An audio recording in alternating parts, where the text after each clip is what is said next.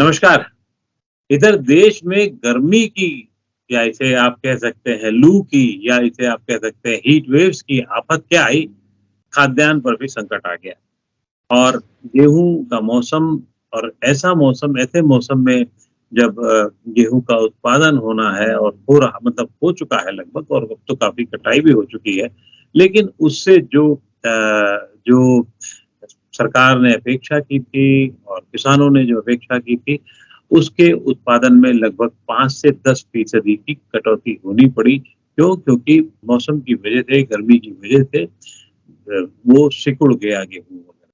तो उस संकट में और इधर हाल में जिस तरीके से कोरोना काल में 2 साल तक लगातार गेहूँ को खाद्यान्न को माफ़ कीजिएगा, खाद्यान्न को लगातार बाँटा गया है गरीबों को और उनके ज़रूरतमंद लोगों को और विश्व में भी इसकी हमारी तरफ से जो खपत गई है, उसको देखते हुए बहुत सारे सवाल उठ रहे हैं और अब खास तौर से जब कमी हो गई है, तो सरकार के सामने चेतावनी आई और चेतावनी स्वरूप में हमने जो निर्यात का अ, लक्ष्य रखा था, वो अब काफ़ी अ, कम कर दिया गया है और उसपे कटौती कर दी गई है।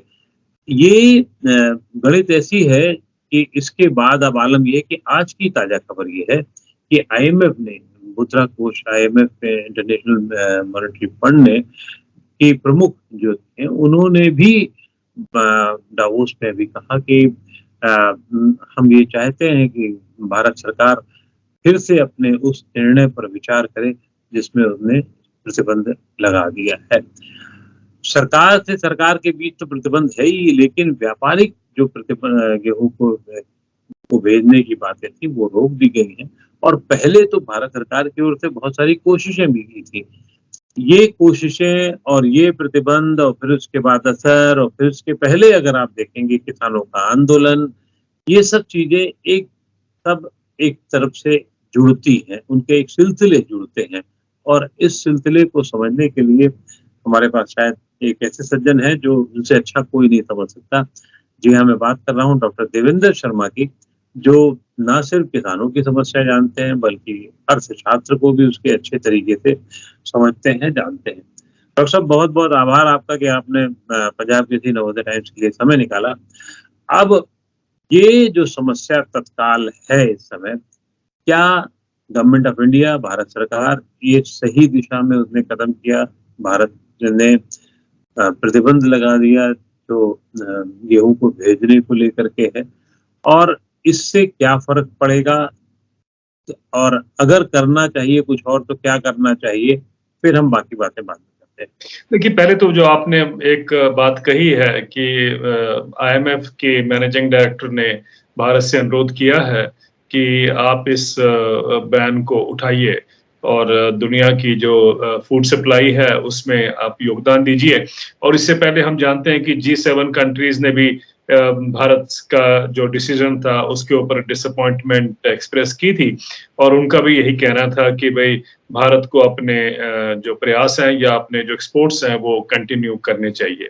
पहले तो मैंने इसका दोनों का इसलिए ज़िक्र किया कि मेरा तो ये अपेक्षा है और मैं एक्सपेक्ट करता हूँ कि भारत ऐसे दबाव के नीचे ना आए और भारत एक अपनी जैसे पॉलिटिकल स्ट्रेंथ दिखाए कि भई इस समय दुनिया में और देश में जिस चीज़ की ज़रूरत है, वो ये है कि भई हर देश आज ये चाहता है कि वो खाद्य सुरक्षा जो अपनी जो पॉपुलेशन है, उसकी वो पूरा एक तरह का वो उसका एड्रेस कर पाए। और ये हर देश की रिस्पॉन्सिबिलिटी है, हर सरकार की रिस्पॉन्सिबिलिटी है और उसमें भारत भी ये हम जान सकते हैं, सोच सकते हैं कि वो बल्कि इस चीज़ को कॉम्प्रोमाइज़ बिल्कुल नहीं कर सकता।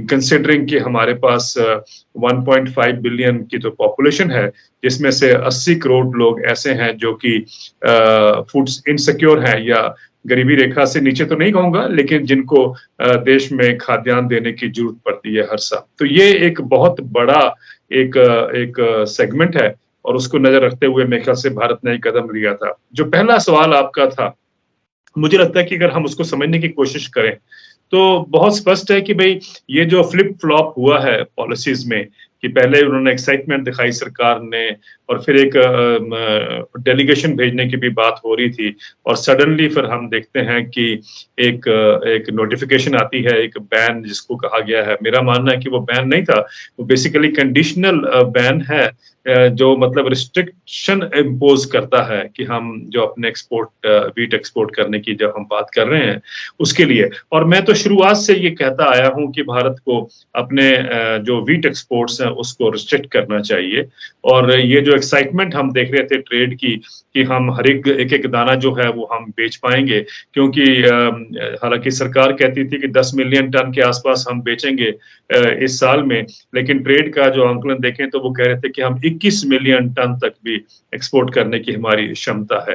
तो अगर ये सिचुएशन थी तो मुझे लगता है कि भारत का जो एक कदम है बहुत महत्वपूर्ण है और इम्पोर्टेंट है, क्योंकि इसको रिस्ट्रिक्ट करना बहुत जरूरी था। Just for the sake of few companies जिनको अपना प्रॉफिट नजर आता है, और प्रॉफिट इसलिए नजर आता है कि वर्ल्ड बैंक का जो एग्रीकल्चर प्राइस इंडेक्स है अप्रैल का, वो कहता है कि गेहूं का दाम जो है पिछले एक साल में 60% बढ़ा है। तो ऑब्वियसली ट्रेड को तो मालूम है कि भाई उनको एक अपॉर्चुनिटी है प्रॉफिट कमाने की, तो उनका तो ऑब्जेक्टिव हमें समझ आता है, लेकिन जो देश की खाद्य सुरक्षा है वो एक बहुत बड़ा सवाल था। और जो मैं कहता आया और मुझे अच्छा लगा कि सरकार ने इस पर एक सख्त कदम लिया है, और आई ओनली होप कि अभी अंडर इंटरनेशनल प्रेशर वो बकल न कर जाएं और वो दोबारा उसको जो एक्सपोर्ट्स है उसको अनब्रिडल्ड वीट एक्सपोर्ट जिसको मैं कहता हूँ इंग्लिश में, वो अलाउ न कर दिए जाए। बिल्कुल ठीक कह रहे हैं। जो एक्सपोर्ट करने का मामला है उसको, क्योंकि 10% तक जैसा कि मेरी जानकारी है, और वो 10% तक होना था, लेकिन उसके लिए कुछ देशों में प्रतिनिधिमंडल भेजे भी गए थे। उस पे काम काफी हद तक हुआ था और बाद में रोका गया। सरकार के इस कदम पर आपकी मतलब सहमति है, लेकिन मैं ये जानना चाहता हूँ, क्योंकि मैं आपको उन दिनों से या उस तरीके से भी जानता रहा हूँ और आपसे बातचीत करता रहा हूँ। क्या जो पहले ये कहा जा रहा था गवर्नमेंट को, अब गवर्नमेंट ने ये सही जगह सही दिशा में कदम उठाया, निश्चित रूप से ठीक है ये, लेकिन क्या जो खेती किसानी के तरीके थे, हम अब मूल सवाल पर आते हैं, क्या उन पर भी अभी सवाल उठाए जाना, उसको फिर से दिशा निर्देश देने का या एक नए तरीके से सोचने समझने की जरूरत है, जैसे कि पहले बात की जाती रही है, या हमें उस परंपरागत रूप से ही काम करना चाहिए जो एक पहले जैसे हम लोग करते रहे हैं? जैसा कि आपने जो पूरे चित्रण की बात की है कि जो पहले खेती को जो हम बात करते आए हैं इतने दिनों से या इतने सालों से, और अब जो जिस पड़ाव पर अब हम हैं कि क्या उसमें कुछ बदलाव होना चाहिए नीतियों में, या हमें वापस जो किसान आंदोलन की डिमांड थी कि भाई ये फार्म लॉज को वापस किया जाए जो प्राइम मिनिस्टर ने विड्रॉ भी किए हैं, बहुत से लोग ये कह रहे हैं कि उनको वापस लाने की जरूरत है। लेकिन मैं ये एक साफ करना चाहता हूं कि ये देश का बड़ा सौभाग्य है कि हमारे जो पिछले कई सालों से, मतलब 2003-2004 के आसपास से हम देखें तो हमारी जो सक्सेसिव गवर्नमेंट्स थी उन्होंने हमारी इकोनॉमिस्ट की बात नहीं सुनी। मैं इसका सौभाग्य मैं इसलिए कह रहा हूं, बहुत बड़ा सौभाग्य है, क्योंकि ये इकोनॉमिस्ट चाहते थे कि हम ये देश में मिनिमम सपोर्ट प्राइस को खत्म करें, प्रोक्योरमेंट सिस्टम को खत्म करें, मार्केट्स के हवाले कर दिया जाए खेती को, ये सब इनकी सोच थी। और ये बिल्डअप होता आया, और जो ये तीनों फार्म लॉज लाए गए थे वो उसी सोच के एक परिणाम था, और उसको इतने लंबे प्रोटेस्ट के बाद प्रधानमंत्री जी ने वापस लिया। मुझे लगता है कि वो बहुत महत्वपूर्ण स्टेप है। आप ये सोचिए कि अगर भारत ये एमएसपी की प्रोसेस को या एमएसपी के सिस्टम को, प्रोक्योरमेंट सिस्टम को आज तक अगर उसको डिसमेंटल कर चुका होता, तो आज क्या दुनिया में हम भी अपना कटोरा लेके नहीं खड़े होते? ये जानना बहुत जरूरी है। हमें ये बताया गया था इतने सालों से कि हमें विश्वास करना चाहिए किसके ऊपर, कॉम्पिटिटिव इंटरनेशनल मार्केट्स के ऊपर। ये कॉम्पिटिटिव शब्द जो है इसको समझना हमें बहुत जरूरी है। ये हमें बहकाया जा रहा था कि साहब आप इस तरफ क्यों आप इन्वेस्टमेंट कर रहे हो एग्रीकल्चर की तरफ, आप छोड़िए, आप इंटरनेशनली जब भी चाहेंगे आप खरीद सकते हैं, फूड जो है ऑफ द शेल्फ आप खरीद सकते हैं।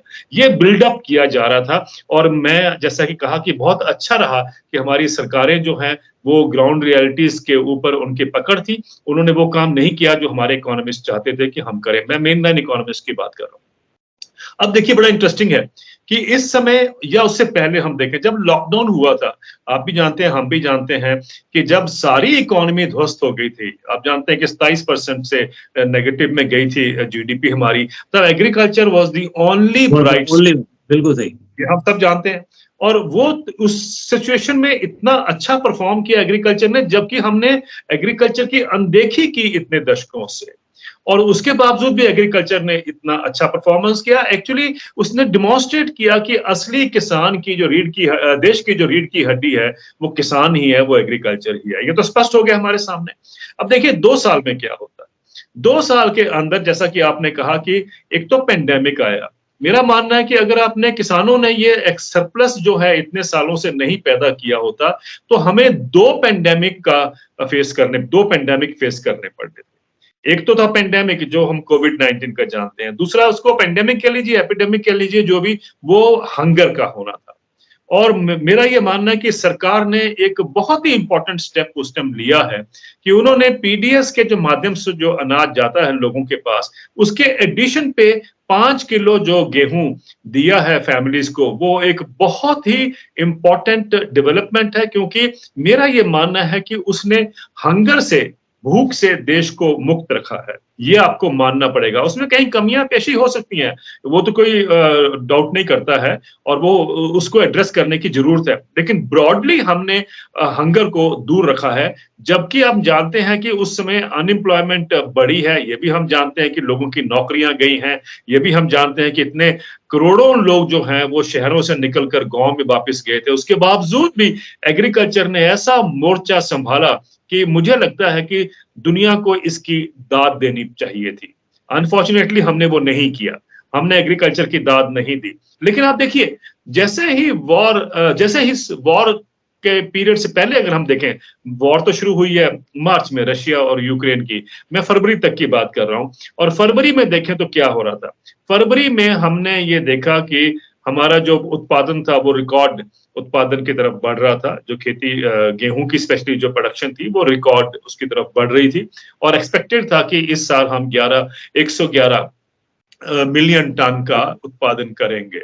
और लेकिन मार्च के हफ्ते में सडन जो टेम्परेचर राइज हुआ है, हीट वेव जो आई है, उसके करके हम जानते हैं कि उसकी मार सीधी गेहूं के ऊपर पड़ी है, और जिससे कि पंजाब में जो क्रॉप कटिंग एक्सपेरिमेंट सरकार ने किए हैं उससे पता चलता है कि 5 क्विंटल प्रति एकड़ का नुकसान हुआ किसानों को एवरेज। और अगर टोटल देखा जाए, एस्टिमेट किया गया है कि 7,200 करोड़ रुपए का सिर्फ पंजाब के किसानों को ही नुकसान हो गया गेहूं की प्रोडक्शन में। ये तो पंजाब में हुआ, और यही हम जानते हैं हरियाणा में, उत्तर प्रदेश में, मध्य प्रदेश में, सारे देश में हीट वेव का इम्पैक्ट पड़ा। लेकिन उसके एक तो प्रोडक्शन नीचे हो गई, और दूसरा ये था कि क्योंकि वॉर शुरू हो गई रशिया और यूक्रेन की, तो क्योंकि रशिया और यूक्रेन जो है वो ब्रेड बास्केट है यूरोप की, और उसमें तकरीबन दुनिया का 30% जो खाद्यान्न है वो इन दोनों मुल्कों से आते हैं। और ऑब्वियसली एक तो वॉर होगी, प्लस उसके ऊपर सैंक्शंस लग गए, इकोनॉमिक सैंक्शन लग गए, उसके दोनों का मिला जुला असर ये हुआ कि वो जिनको वो फूड सप्लाई होती थी वहां से, ऐसे 30 मुल्क हैं जिनको कि रशिया यूक्रेन रीजन जो है हर साल वीट एक्सपोर्ट करता था। 30 मुल्कों में तो एक लाजमी है कि वो कटोरा लेके आज दुनिया में खड़े हैं, और वो प्रयास कर रहे हैं कि जहां भी उनको मिल जाए, जितनी भी क्वांटिटी मिल जाए, वो अपने देश में स्टॉक कर लें, क्योंकि आफ्टर ऑल हर एक कंट्री को अपनी खाद्य सुरक्षा को एड्रेस करना है।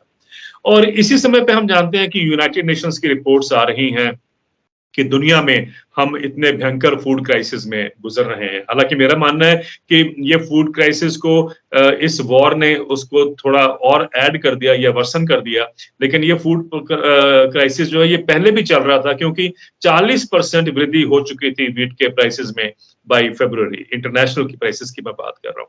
लेकिन हम वंचित से उससे, क्योंकि हमें कोई फिक्र नहीं था उसका, सीधी बात है, क्योंकि हमारे पास इनफ ग्रेन्स हैं, और पिछले जितने भी सालों का सरप्लस था हमारे देश में, जिसको हमारे इकोनॉमिस्ट ने बहुत किसानों को उसमें लताड़ा है कि साहब ये नहीं होना चाहिए, इनको हमने पैम्पर किया हुआ है फार्मर्स को, हम उनको एमएसपी देते रहते हैं गेहूं और धान के लिए, पानी का दोहन हो रहा है, ये सब बातें हुई। और ये भी कहा गया कि साहब इससे निकल के क्रॉप डाइवर्सिफिकेशन करिए, जो भी बातें आप भी जानते हैं ये कही गई। और ये भी कहा गया कि साहब ये 100 मिलियन टन का हमारे पास सरप्लस है रफली, और ये इतना वेस्ट जा रहा है, ये ड्रेन है देश की इकोनॉमी के ऊपर, ये सब बातें कही गई। लेकिन जैसे ही ट्रेड की अपॉर्चुनिटी नजर आई, एक्सपोर्ट की नजर आई, ये सारे जो लोग एक्सपर्ट या इकोनॉमिस्ट या पत्रकार जो सब बोलते थे वो एकदम अपना उनका भी फ्लिप फ्लॉप हुआ है। आप ये मत कहिए कि सरकार की पॉलिसी जो है अभी पिछले 1 महीने में जो आप कह रहे हैं यू टर्न या फ्लिप फ्लॉप करे, या तो इकोनॉमिस्ट ने भी फ्लिप फ्लॉप किया है। और देखिए वही इकोनॉमिस्ट जो आज तक किसानों को दोष दे रहे थे, सडनली कहते हैं कि साहब हमें एक्सपोर्ट बढ़ाना चाहिए, अब दुनिया में हमें जगह ढूंढनी चाहिए एक्सपोर्ट के लिए। वो कहां गए वो इकोनॉमिस्ट जो चिंता व्यक्त कर रहे थे कि साहब ये एमएसपी नहीं मिलना चाहिए किसानों को, इससे पर्यावरण का नुकसान हो रहा है, इससे देश की इकोनॉमी जो है वो ध्वस्त हो रही है, क्योंकि इतना सरप्लस है, इतना हमें पैसा खर्च करना पड़ता है उसको स्टॉक करने के लिए, ब्ला ब्ला ब्ला। ये सब इकोनॉमिस्ट जो है वो बातें भूल गए, और आज वो कह रहे हैं कि वही इकोनॉमिस्ट आज कह रहे हैं कि साहब एक्सपोर्ट्स को बढ़ाया जाए। मतलब अब हमें जानना जरूरी है कि हम किसकी बात सुने या किसकी बात ना सुने। ये मुझे लगता है कि पॉलिटिशियंस के सामने एक बहुत बड़ा चैलेंज होगा आने वाले सालों के लिए। बट लेकिन फिर भी आप देखें कि इस समय सिचुएशन ये है कि हमारे पास कैरी ओवर स्टॉक जो है, क्योंकि पीडीएस के अलावा प्रधानमंत्री जो गरीब कल्याण योजना है जिसके तहत 5 किलो दिया गया, उसको मिला लें तो हमारे पास अभी जितना भी स्टॉक था देश में कई सालों से जो पड़ा हुआ था, वो उसमें से अभी सिर्फ 19 मिलियन टन अप्रैल तक बच गया था गेहूं। और अब जो है प्रोक्योरमेंट कम हुई है, तो उसके साथ सवाल खड़े हो गए हैं कि साहब क्या हमारे पास एडिक्वेट स्टॉक्स हैं कि नहीं है। ये एक जो सवाल है जिसको मुझे लगता है कि हमें समझना बहुत जरूरी है।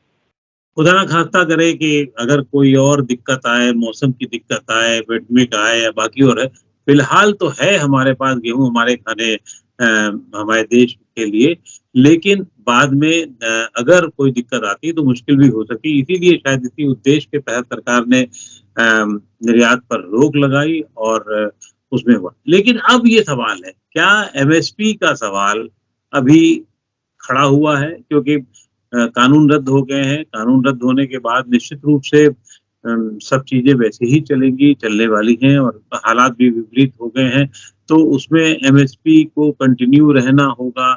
और जो सुधार हैं खेती को लेकर के, वो क्या किए जाने होंगे? आपकी क्या राय बनती है? देखिए, रशिया और यूक्रेन के युद्ध से एक चीज स्पष्ट हो गई है कि ये जो 30 देश थे जो कटोरा लेके आज खड़े हैं, ये देशों को भी समझ आना चाहिए कि अगर इन्होंने अपने देश में फूड सेल्फ सफिशिएंसी की तरफ जोर दिया होता तो आज वो इस कतार में नहीं खड़े होते।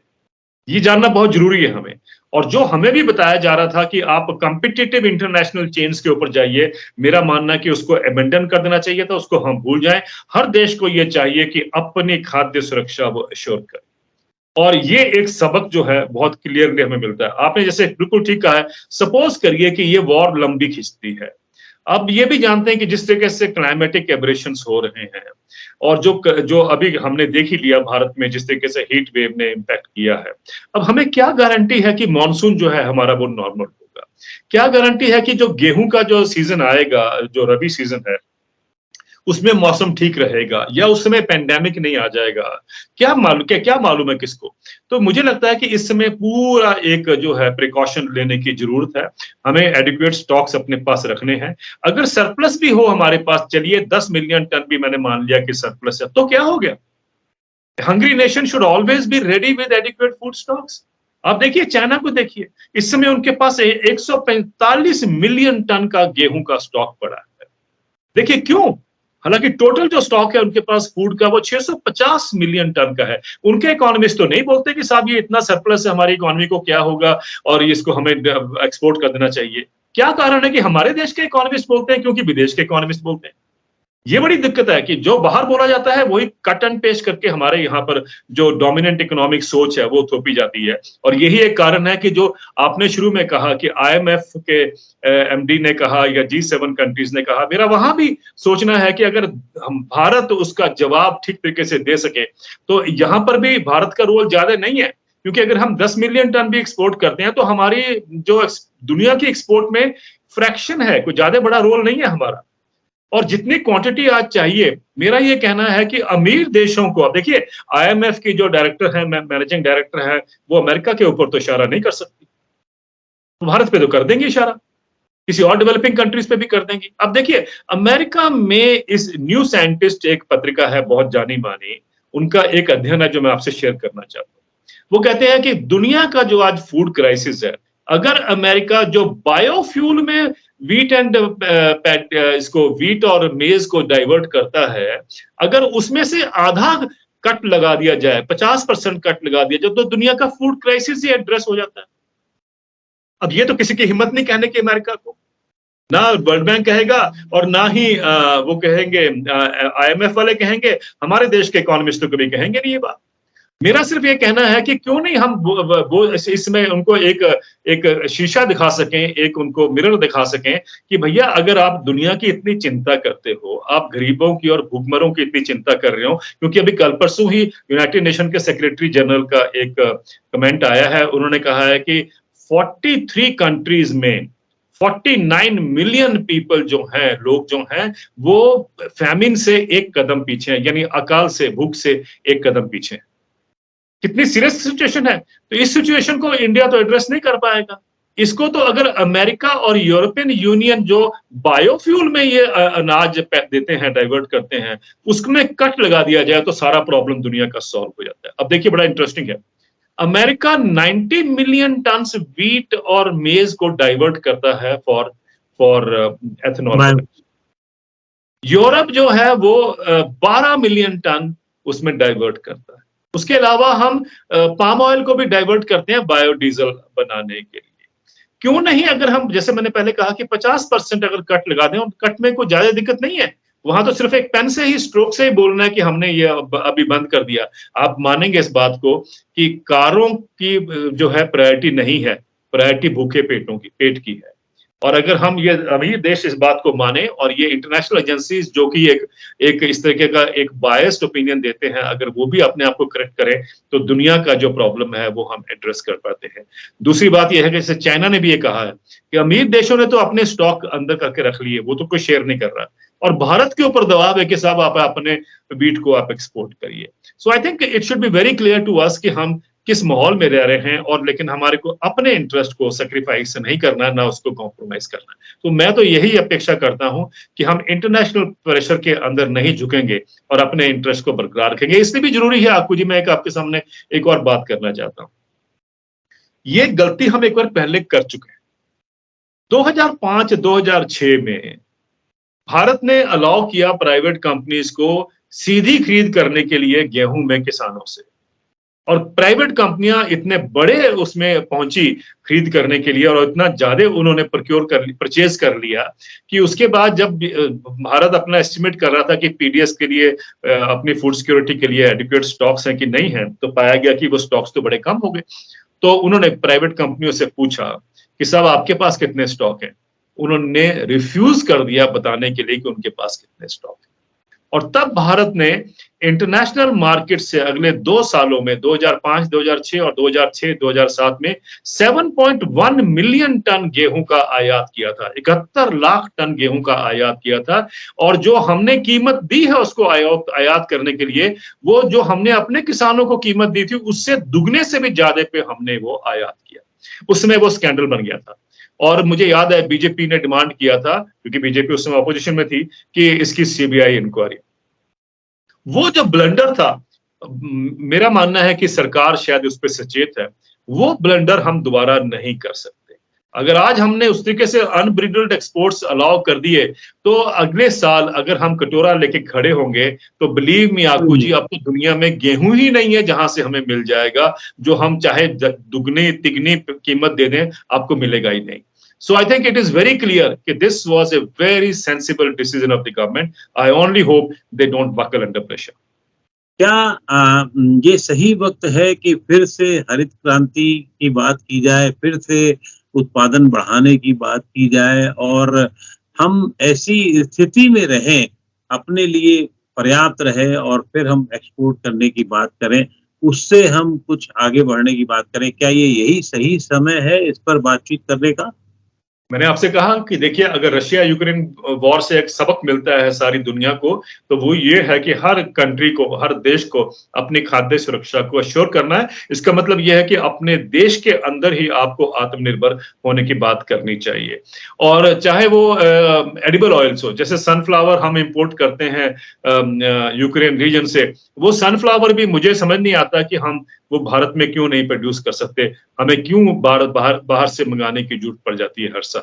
तो इस पे मैंने कई बार बोला है कि हमने जानबूझकर अपना येलो रेवोल्यूशन था उसको खत्म किया, और रिजल्ट ये है कि आज हम इतने बड़े आयातक हम बन चुके हैं दुनिया के कि तकरीबन 75,000 करोड़ रुपए के, या अब तो क्या के कई एनालिसिस कह रहे हैं कि 1 लाख करोड़ से भी ऊपर के इंपोर्ट्स चले गए हैं एडिबल ऑयल्स के।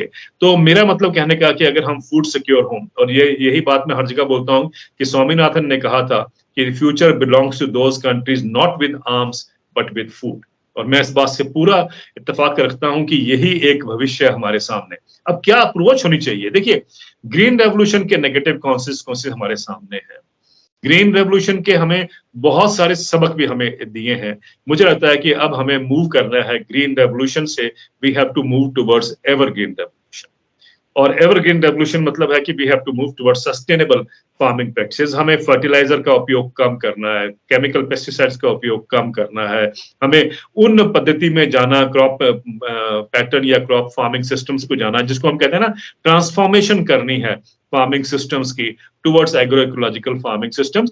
देश की जो जरूरत है उसको हम पूरा करें, और जो बच जाए फिर उसको हम एक्सपोर्ट करें। लेकिन हम ये ना भूलें कि आज हम ऐसे कस्ब पे हैं कि एक तो तरफ तो दुनिया क्लाइमेट की जो मार झेल रही है, और दूसरी है खाद्यान्न की जो कमी महसूस हो रही है। मुझे लगता है कि इन दोनों में संतुलन बनाने के लिए हमें ये श्योर करना है कि हम ग्रीन हाउस गैस एमिशंस जो एग्रीकल्चर से निकलते हैं फ्रॉम इंटेंसिव फार्मिंग प्रैक्टिसेस से, उसको कम करना है। ये ना भूलें कि तकरीबन 1/3 जो ग्रीन हाउस गैस एमिशंस निकलते हैं वो खेती से निकलते हैं, और वो खेती का मतलब है कि जो इंटेंसिव फार्मिंग सिस्टम्स, जो केमिकल फार्मिंग सिस्टम्स हैं, उससे हमें ट्रांसफॉर्म करना है। तो ये दोनों चीजें हैं कि एक तो फूड सिक्योर होना है, और एक मैंने आपसे कहा ग्रीन रेवोल्यूशन से हमें एवरग्रीन रेवोल्यूशन की तरफ बढ़ना। एक बात आपने बहुत पते की कही थी, लेकिन हम लोग उस पे शायद बहुत बहस नहीं कर पाए या बातचीत नहीं कर पाए, लेकिन फिर भी मैं चाहता हूँ एक कुछ सेंटेंसेस में उसका उल्लेख हो। बायोफ्यूल फ्यूल का ज़माना बहुत ज़्यादा हो रहा था पेट्रोल से निपटने के लिए। क्या इस समय देश को या विश्व को फ्यूल पर नियंत्रण के लिए कुछ कदम उठाए जाने चाहिए? मैं सिंगापुर का नाम ले सकता हूँ, लेकिन सिंगापुर बहुत छोटा देश है और उसको उस पर नहीं चला जा सकता। लेकिन क्या उस तरीके की नीति हो सकती है कि पेट्रोल नहीं, या आप यूरोप में देखिए 3-4 हाँ, देश यूरोप हैं बिल्कुल, जिन्होंने वहाँ पे भी चेकोस्लोवाकिया है, या 2 और देश हैं जिन्होंने एथेनॉल को बनाना बंद कर दिया है, और वो वापस अपने, क्योंकि उनको मालूम है कि फूड डाइवर्ट नहीं कर सकते इस समय से, उन्होंने एक सबक इससे लिया है। जो आप बात कर रहे हैं वो अलग एक इशू है कि फॉसिल फ्यूल से हमें कैसे निकलना है, उसमें रिन्यूएबल एनर्जी की हम बात करें, वो सब तो एक इशू है ही है, जो कि क्लाइमेट नेगोशिएशंस में इतना इतना लंबे अरसे से हम उसको चर्चा करते आए हैं। लेकिन मुझे लगता है कि इससे इंपॉर्टेंट ये भी है कि जैसे फर्टिलाइजर का उपयोग करते हैं वो भी तो फॉसिल फ्यूल्स के साथ जुड़ा हुआ है, और पेस्टिसाइड्स की हम बात करते हैं वो भी फॉसिल फ्यूल के साथ जुड़ी हुई हैं। उनको मुझे लगता है कि इनका उपयोग कम करके हमें डाइवर्शन चाहिए towards agro ecological farming systems. और अब तो दुनिया में इतनी स्टडीज आ गई हैं जो बताते हैं कि भाई business as usual is not the way forward. हम उस पर जितना भी हम बात करना चाहें हम कर सकते हैं, लेकिन मेरा एक मानना एक और भी है सर, एक बहुत बड़ी दिक्कत है इस दुनिया की मानसिकता में। वो इसलिए मैं कह रहा हूं कि जब भी कोई क्राइसिस आता है ना, कोई भी डिजास्टर आता है, तो it becomes a business opportunity, और बिजनेस वाले जो हैं वो तैयार होते हैं। अब देखिए ना, अभी यूक्रेन में जो क्राइसिस है, अब जेनेटिकली मॉडिफाइड जो फसलें हैं उसके लिए अब ये बात हो रही है कि साहब यूक्रेन में अब जेनेटिकली मॉडिफाइड फसलें लगानी चाहिए। तो मतलब कहने का कि एक इंडस्ट्री ऑलरेडी देख रही है कि हमें कहाँ इसका बिजनेस में फायदा हो सकता है, और यही बातें सरकारों को समझ आती है, क्योंकि जीडीपी तभी बढ़ता है जब बिजनेस एक्टिविटी इस तरीके की बढ़ती है। तो उनको पर्यावरण से कोई मतलब नहीं है, जो पोलिटिकल लीडरशिप है उनको मतलब ज्यादा ये है कि उनकी जीडीपी कैसे बढ़े। हर कंट्री इस रेस में लगा हुआ है कि उसकी जीडीपी बढ़नी चाहिए। मेरा मानना है कि दुनिया को अगर किसी चीज पे एक रीथिंकिंग करने की जरूरत है, तो वो इकोनॉमिक डिजाइन, इकोनॉमिक मॉडल या जो जीडीपी इकोनॉमिक ग्रोथ का जो रास्ता है उसको दोबारा देखने की जरूरत है।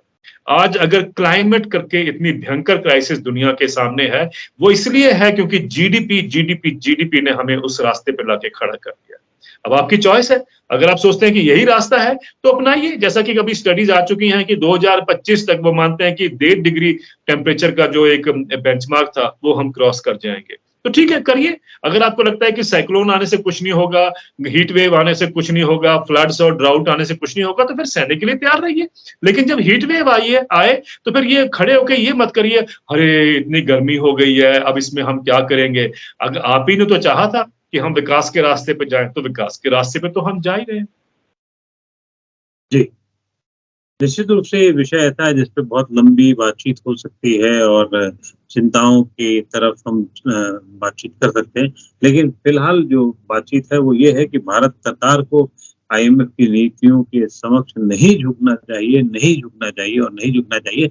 आपने भी इस बात पर दबाव दिया, जोर दिया। बहुत-बहुत आभार डॉक्टर देवेंद्र शर्मा जी आपका कि आपने नवोदय टाइम्स पंजाब केसरी के लिए समय निकाला। शुक्रिया। नमस्कार।